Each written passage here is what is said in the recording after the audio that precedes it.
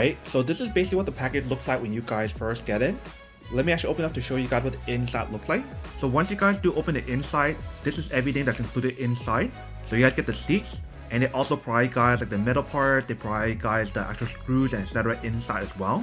So for the set that we got right here, it does come packed with 4 of them. If you see how there is 4 different seats. So right here are the different parts that I mentioned in terms of different screws or different accessories that's included inside, which I'll show you guys how to set it up in a second.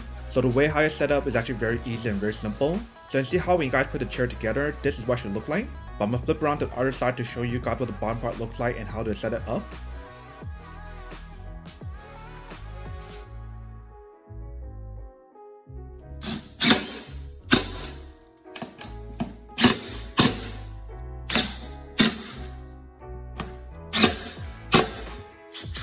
So once you guys finish setting up, this is basically what the product should look like. You can see it actually looks pretty nice once you guys do set it up. So now we do have the chairs that we can use for our dining table.